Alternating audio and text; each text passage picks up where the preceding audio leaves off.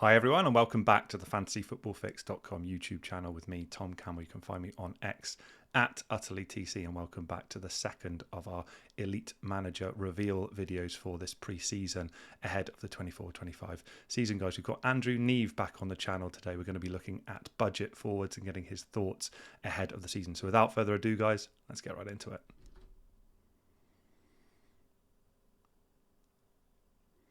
Guys, welcome back to the channel. I hope your pre-season tinkering is going well. And Andrew, welcome back to the channel as well, mate. How you doing? I'm good, Tom. Thank you. And yourself? Yeah, I'm doing well as well. I'm in pre-season mode now. I've been enjoying all of the videos from Eddie and from Callum and just running through thoughts and getting increasingly confused, but hopefully you can help clarify a few things for me as well. So let's get right into it, Andrew. I asked Mark last week about his thoughts in terms of the rule changes that we're all trying to get our heads around. How do you see these rule changes yourself, and how do you think it's going to they are going to need to be responded to by yourself and by the other engaged managers? Yeah, I'm super excited about them. I think everyone will agree, no matter how well you did last season, things had just got a little bit stale. So it's great to have something a little bit different. And funny enough, I just started tinkering with my team this past week. I've also just got Matt Whelan's new book, Oh, of and he course. does a case study with some of the elite managers on the different playing styles. And I think that this season, more than anything else, is going to have quite an impact on things. There'll be lots of different ways that managers are able to now play the game this season because of those rule changes.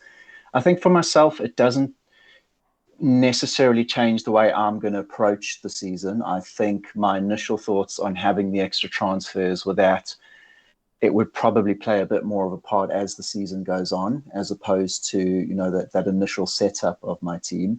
I do, however, have a different strategy, not so much because of those new rule changes, but the rule changes mean that it could benefit that kind of strategy, if that makes any sense. So Yeah, it does.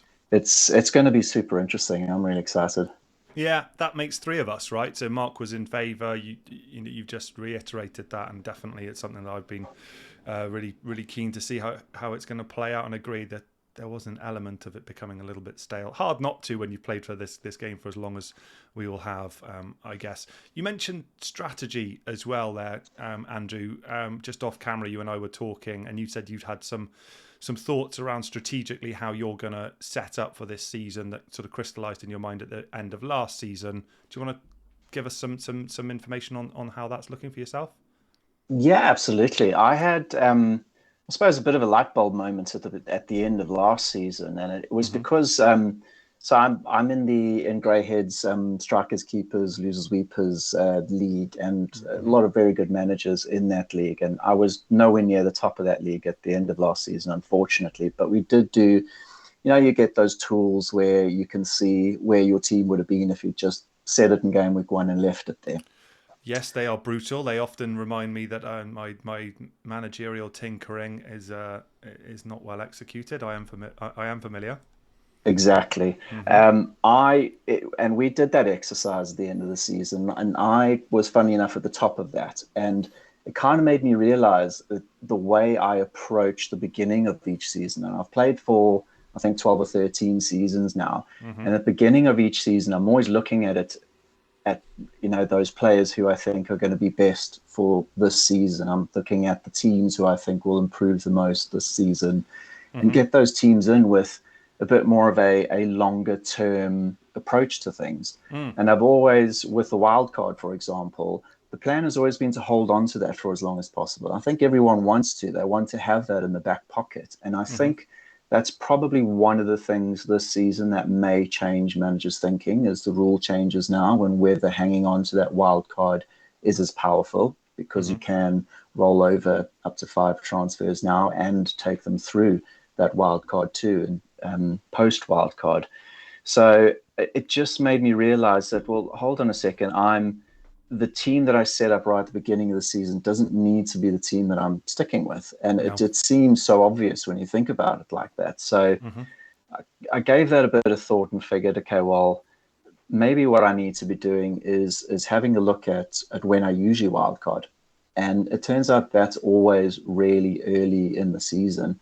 On average, I would say over the last 12 or 13 seasons I've played, I've probably wildcarded in about game week 5 or 6 on average. Right, And that is yeah, there early. are various Yeah. various Sure. reasons for that, and it's mostly because by then the dust is settled, the transfer window is closed, we know how teams are set up, we know who the bandwagons are, and you want to start then catching those price rises and the bandwagons, etc. So I think the earliest I've wildcarded is game week 3, but the latest is probably about 8. Yeah. So in all in all reality, I'm likely to be doing the same this season, Sure. just Why simply not? Why because would I you not? have done so for the last 12 or 13. So why am I not looking at my team and attacking those first 5 or 6 game weeks as opposed to setting up a team who I think is going to do well over the entire season? So it was just a bit of an epiphany. And funnily enough, I think that's going to marry into a way a lot of managers seem to be thinking now. I'm not doing it necessarily because of the transfers that I'm planning on saving in the beginning, but I think a lot of managers are looking at an early wildcard this season because of the transfers that they can now save and attack those first 5 or 6 Love it. wildcard and carry the however many transfers they're able to save after Yeah. that.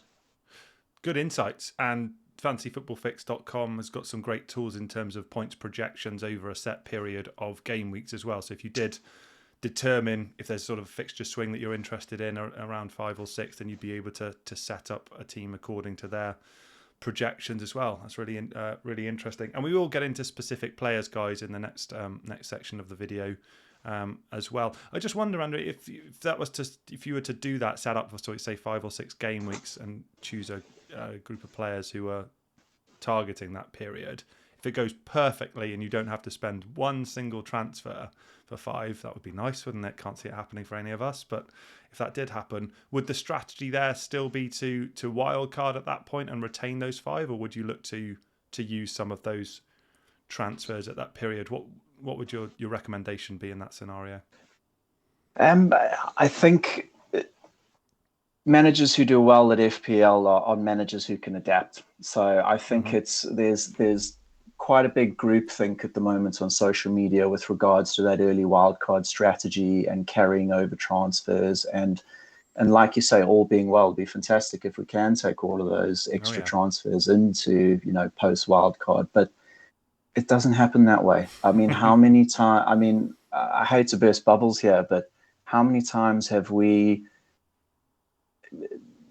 burnt a transfer, for example, because we don't need to make any transfers? I've done it once in 13 seasons, literally once at the end of last season. So I know there's, with the best intentions, guys would like to have a slightly stronger squad this season and have a little bit more money on the bench. And I completely understand that. And if we can do that and get away with it, then obviously you're one step ahead of the curve. But I think I'm trying to find that in between. I'm trying to find a place where I can hopefully do that, but set myself up in a way that I can adapt when it inevitably doesn't quite work out that way. There's injuries, there's bandwagons. If you're putting a bit more money onto the bench, you are, in theory, weakening that first 11 because you're not putting as much money into it. I mean, obviously it's in theory, but it's only your first 11 on the pitch who score points. So it's great having, a lot more money on the bench and being able to perhaps take an injured player and stick him on your bench for 2 or 3 weeks so you can save the transfers. But he could be losing value. You could be missing out on value on other players, bandwagons that are coming through. So I think, yes, we can aim to do that, but I think I'm trying to find a place where I can be a little bit in between. Yeah, I see. It's really interesting, having just watched Eddie's last video about a completely different strategy he's potentially going to take at the beginning of the season in terms of having rotating sort of upper mid-priced attackers. It's not something I've seen anybody moot elsewhere. So your point around, and Matt's book sort of attesting to this as well, so many different strategies that could crystallise over the first few game weeks. It's going to be fascinating to see how that plays out. Andrew, that's great. Let's take a little look at how your initial thoughts have manifested into your initial game week 1 squad selection.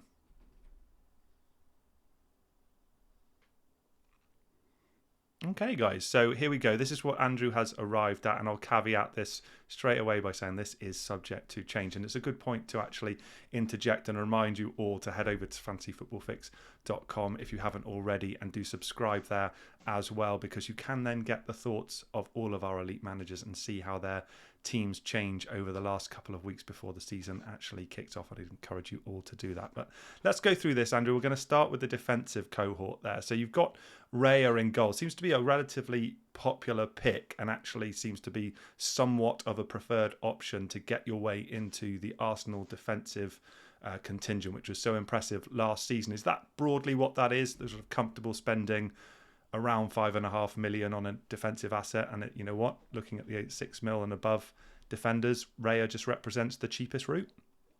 Yeah, pretty much. I mean, obviously this is by no means sort of where I'll end up in 2 weeks' time when the season starts, but I have just been tinkering around with mostly the price points, in much the same way that Mark was doing in your chat with him last week. Yes.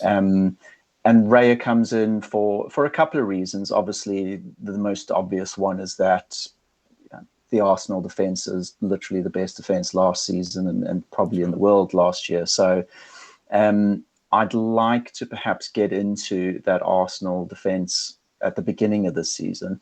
The fixtures are not fantastic, to be honest, for those first 5. I think game weeks 1 and 3 look good, with home games against I think Wolves and I can't remember who it was game week 3, to be honest. It might have been Brighton at home.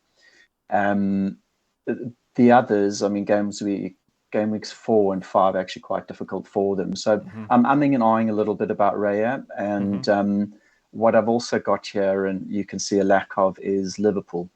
So, and, you know, chatting earlier about attacking those first 5 game weeks, Liverpool's fixtures are obviously, you know, right there up the top. So I should probably, if I'm sort of listening to advice here, go for a few more Liverpool players. I'm just waiting for a little bit more information.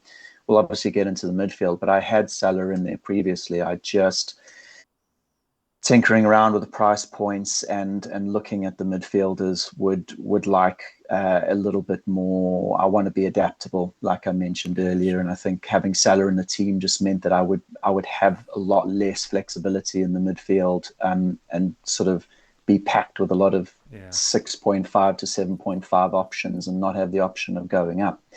So Raya is in there for now. He could quite easily become Alisson if I decide that I want to have a look at perhaps not having Trent, but getting into the defence for Liverpool. I'll have a look over the next 2 weeks there.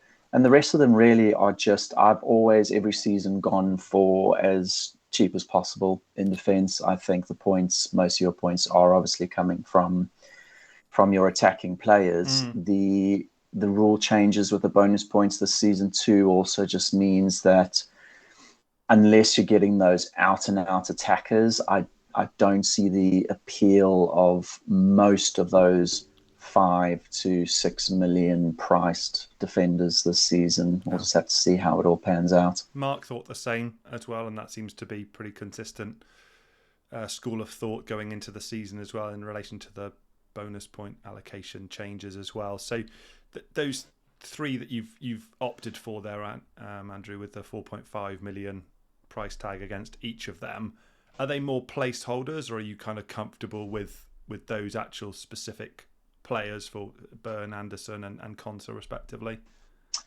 They're very much placeholders at the moment. I think if one of them had to drop out, it would probably be Burn. I'm having a look at Nottingham Forest too, again, just because of the fixtures that they have for those first 5. They were good defensively at the end of the last season, weren't they, as well? You would think with their manager now, he is, good at locking up that defence. So he may very well become a 4.5 million Nottingham Forest defender. I'm playing around mostly with the rotations. Obviously, if we can get very lucky with regards to having players already in your side that end up becoming bandwagons or not getting any areas at the beginning of the season, and you can roll a transfer to extra. Having defenders that you can obviously rotate there and play the fixtures with is going to help a lot towards that. Yeah, good point. One final thought on the defence then, and again, it's a placeholder question really, Andrew, but Martinez at Man United, 4.5 million, obviously suffered horribly with injury, didn't he, last season, but appears to be a lock in that defence, doesn't he, with injury that's been sustained there. Harry Maguire still very much around. Do you see anything in him being part of that selection, with the Man United defence being what it was last season? Any interest there? It's a wait and see for me on Man United. Look, I'm as a Man United fan, I'd love to be able to get some of those guys into the team. Rashford was in there, Fernandes was in there at some stage too. Right. And Mark brought up a very good point on his chat with you last week about Ahmad getting that right hand side, and obviously we can chat a little more about it coming to the midfield, because he is definitely in my thinking. Sure. Also, I've got a million in the bank with this squad here too, so there's room to upgrade here and there to strengthen it, and just change the price points slightly. So I think nothing about United is really in pre-season. I have been lucky enough to watch a bit of the games, Real Betis game, and then the Arsenal game, I think, which was on the weekend. And I don't pay too much attention in pre-season to defense. I've always worried a little bit more about the attacking players. And I think the reason for that is that I think it's really harsh to judge defenses in pre-season, because so much about what makes a good defensive side is partnerships and understanding each other and having that time with each other and the goalkeeper behind them. And pre-season is obviously just about getting your minutes in. You often get swapped out at half time. You're literally just getting your fitness up. So having said that, United haven't looked great. They've again just give away silly goals in games that they have completely dominated. They just tend to somehow find a way to put themselves under pressure. So I'm going to steer clear of the United defence for the beginning of the season, I think, but very much on the radar.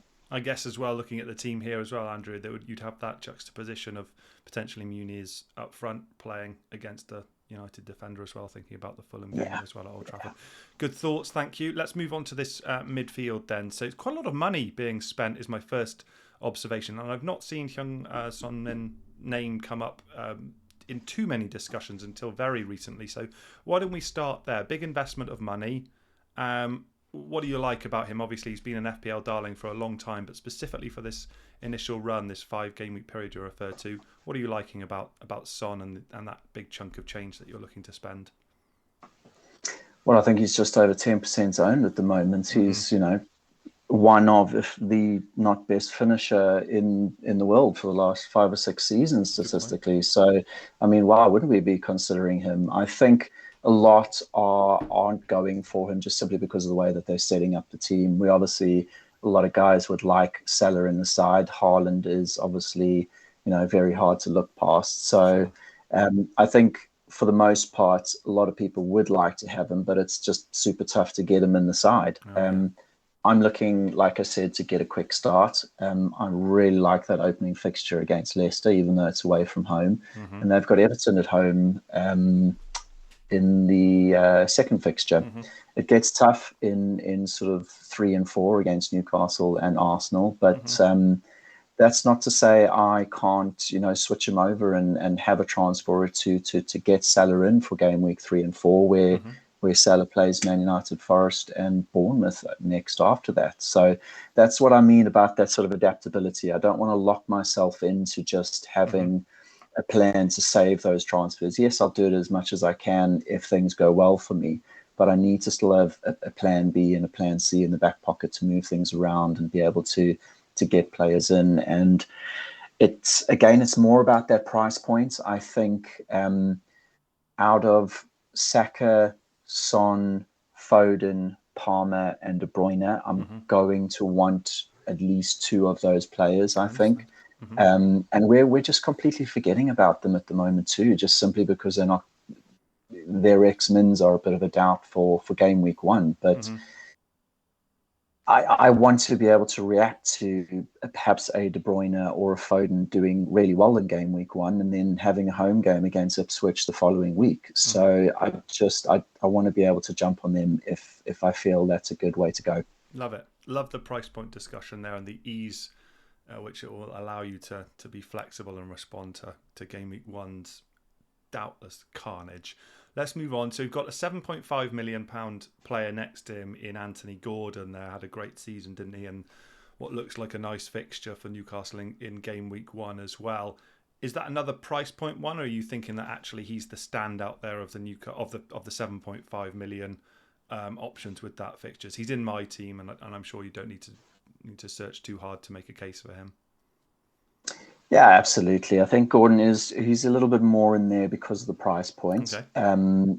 Obviously, those fixtures for Newcastle are really good for those first few game weeks. Gordon, funnily enough, is probably one that would be sacrificed out of those players I've got in there if I decide to go with an Eze, for example, if I'm looking for an extra 0.5 to put elsewhere in the team. Okay, interesting. The other thing I'm lacking there, as I mentioned in the beginning, is Liverpool. And it's Liverpool in the next 2 weeks that will have the biggest impact on how I set up my side for that first game week. Diogo Jota he could change this team quite a bit if we find he gets the minutes and is looking good enough over the next 2 weeks and it looks like he's going to start the season. Obviously, always a bit of a worry in terms of the minutes he's going to get. But I love the fact that he's a midfielder this season, whereas Gakpo and Darley in there as forwards. Jota's now started pre-season. He's got minutes under his belt, whereas obviously Gakpo and Darwin, they've been sort of strikerless with them over the last week or two in pre-season. So he could have a big impact. And if he does look like someone I want to get in my side, I'm going to have to make some sacrifices somewhere. Yeah. The X minutes things for I think you and I have talked, and certainly last season on the series, his name came up, Jota, many times, and it doesn't seem to matter to his overall points tally, does it? The actual minutes he can return in a handful of minutes. Obviously, you want more as managers, but it hasn't affected his kind of prestige in that respect, has it? So interesting to know that he's in your thoughts as well. Saka's the only outfielder you've got from Arsenal here. Big investment of money as well, Andrew. 10.5 million, I believe, Saka is. Was there any thought in terms of looking elsewhere? They've obviously got lots of other attacking options in the midfield that Ødegaard, Craig's been a big fan of in the past. I know that we've had the likes of Trossard and Martinelli impress previously. Or was it just Saka is the talisman and he's worth the money? What are your thoughts around him? Yeah, I'm very open to getting a different Arsenal attacker. I think, Saka's obviously the number one choice there, being on penalties and just playing the way he is. He is a little bit of a worry for me, and he may be one that needs to be either upgraded to Palmer with an extra 0.5. I think Saka's at 10 and Palmer's at 10 and a half. Yeah, apologies. And so, but that's why I've got that money in the bank at the moment. It's just to be able to perhaps make a few little tweaks. Saka, I'm obviously just worried about how he's going to start the season, having, only just returned to the camp, I think, and not had any actual preseason minutes under his belt at the moment. So he's in there more so because of his price points, and he can move to one of those 5 players that I mentioned earlier that I'm going to want 2 of: a Foden, a De Bruyne, a Palmer. Obviously, with Palmer coming in, that becomes a little bit more tricky with having Nkunku too. I think, he does have the chance of making a bit of a mockery of his price tag this season if he does as well as he did with Leipzig previously. So let's talk about him. It'll be interesting. Yeah, let's talk about Nkunku, because there's been some discussion on our Slack channel with the other elite managers, and that's been quite a common view actually, that he represents a possibility of having just been horribly mispriced. Is that is that how you see it, Andrew? Do you think actually it's a bit of a no-brainer to start with him, despite that tough opening fixtures, on the off chance that that is the case here, and actually 6.5 million as a midfielder with his previous history and how he looked last season in limited minutes, that you can't avoid selecting him? I think he is obviously a slight risk just because of the unknown. We haven't seen him play enough minutes in the Premier League, obviously due to the injury last season. But I think he's a risk worth taking. I think there's not too much of a risk knowing how good a pedigree he has and where he's probably going to play in that Chelsea team. So definitely a risk, and but I think a risk we're taking, and it's 6.5 mil again, just that sort of price point that fits in well with my formation. He just seems like an obvious choice based on how he could do and the ability and the talent that he has. So I'm keen to have him. I think what I may do too is possibly not start with him. He may just end up on the bench for me. And I've got Harry Winks on there as a 4.5 million midfielder. I could upgrade him to a 5. To Ahmad, for we've example. Obviously, right? We've got, exactly. We've got 2 great options there in Rodgers with Aston Villa and with Ahmad. And I like their mad shot, just obviously as a United fan, but also just as someone completely different to have a bit of fun. If he's in there, he's probably playing just the first game, which is the game that you would expect him to start because of how well he's done in pre-season and the fact that he's probably got more minutes than any other midfielder for United in the pre-season. So he plays on the right, doesn't he? I mean, it always feels like Garnacho's shoehorned in on the right-hand side when he plays there. Not to say he's not a great player too, but he plays as a right-hand sided attacker, doesn't he? And that's where that United would need to be deploying him. And I guess with Rasmus Højlund's injury as well, Andrew, there's a possibility of Rashford starting up front and Garnacho playing on the left. So again, on the left, you could see that with Ahmad playing on the right wing. So it'd be interesting to see if you go with that, and if Nkunku does well in that game against Man City at home, you'd love having him in the squad already, right ahead of a nice fixture run from game week 2 onwards. Exactly. No, exactly. And there's also obviously the Rodgers option, which will be quite popular, and especially if he continues to do as well in pre-season as he has.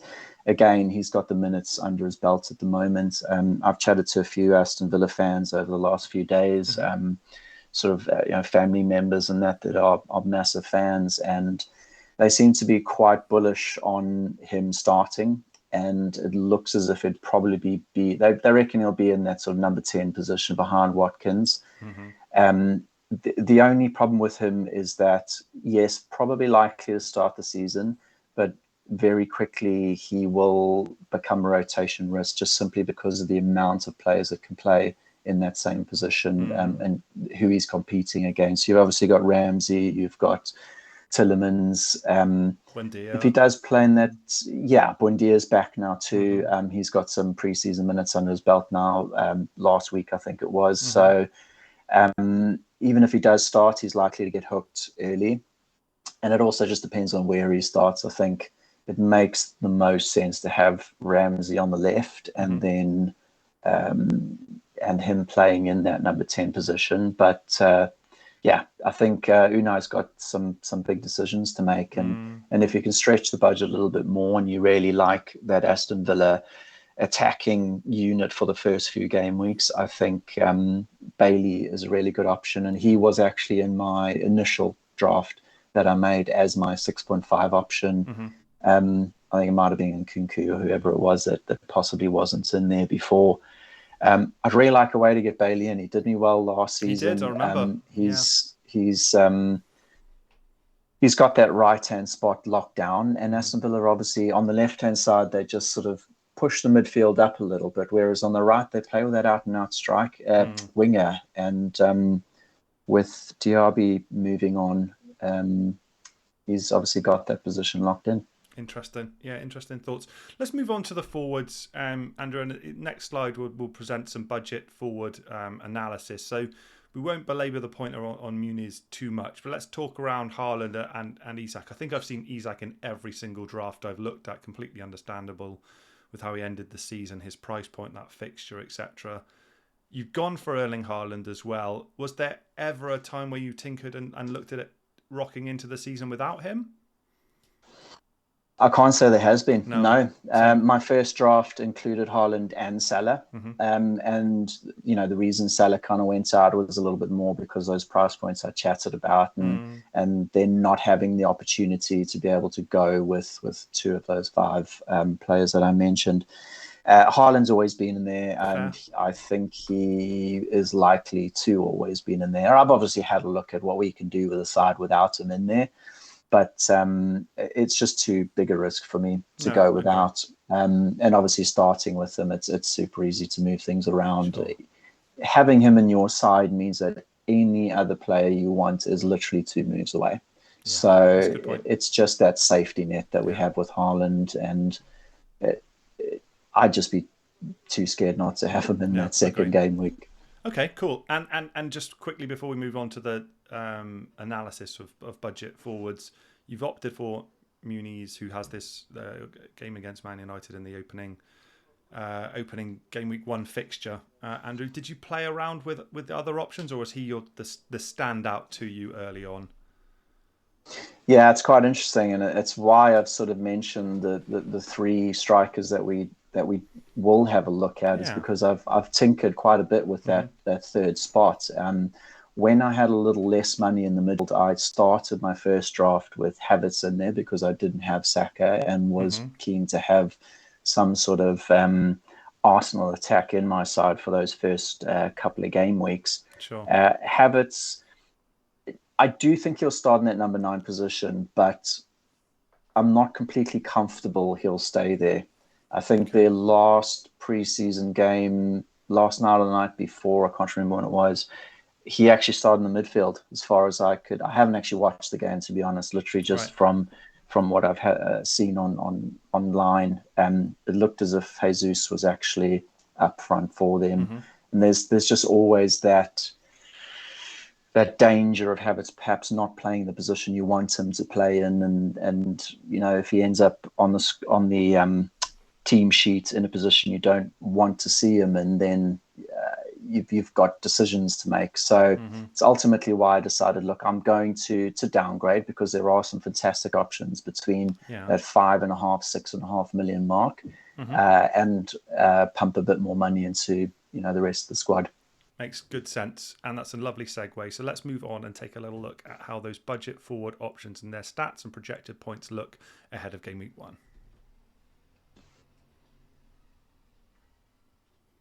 Okay, guys, so we've opted for 3, and you could probably make a case for 1 or 2 others to come in here as well. But we've looked at Chris Wood. We mentioned Nottingham Forest, good fixtures for the beginning of the season. Muniz, who Andrew currently has in his draft as well, also at 6 million. And then there's João Pedro, who's a little bit cheaper at 5.5 million. You can see the game week 6 game week projection here. Fix is leaning towards, quite heavily actually, towards Chris Wood in terms of those projected points. So let's start there, Andrew. They're at the same price point. What's made you opt for Muniz ahead of Chris Wood, bearing in mind those projected points and your aforementioned strategy of targeting those first 5 or 6 game weeks? Yeah, for me, it's putting them next to each other. It's just the security of minutes at the moment. Wood, having a look at that, Wood does seem like the standout option, and he was in there in the previous draft before Muniz. I just feel a little bit uncomfortable about the minutes he's going to get with O&E and when he comes in, and because he obviously offers a lot more pace in that side, and given the fixtures that they have, there is that possibility of Wood obviously dropping out, or perhaps not playing as much as we would like him to play. So I think it was a 50-50 call. I kind of put them next to each other. I do prefer the Forest fixtures. So I'm not counting out Wood. He may very well end up in there. I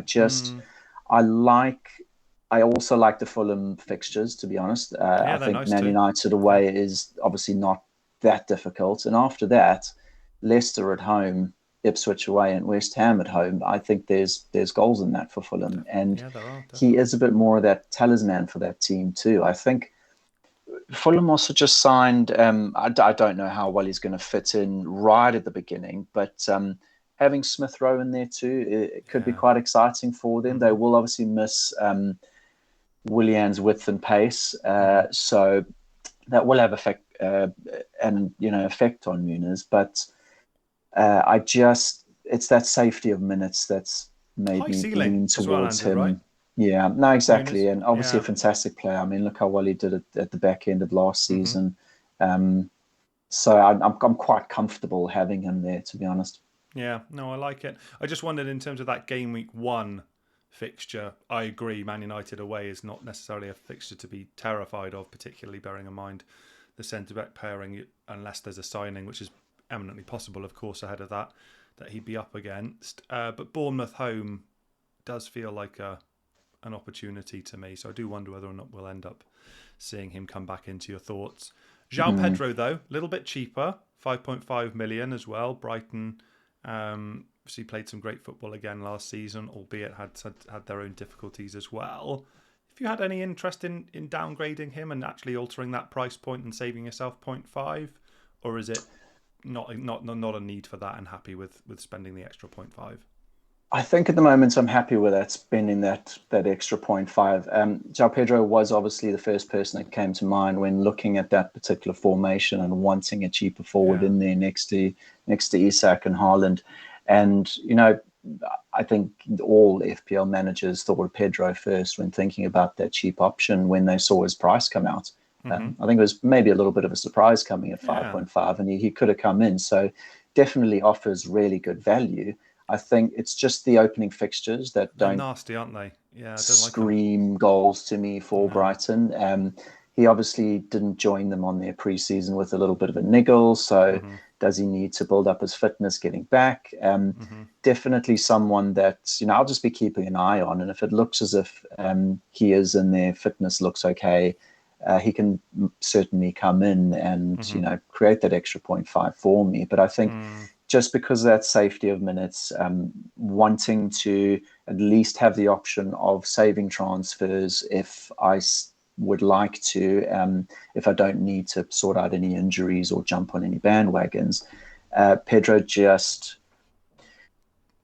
presents a little bit too much of a risk for me. Yeah. And just that adaptability I talked about. Yeah, no, fair. That's good thoughts, mate. And it's what tell you one thing that is nice as well. The guys that I've spoken to so far, there's been no deviation. We've all gone back to 3-4-3, right? Just meat and potatoes. We know we're going to end up there anyway because we do every season.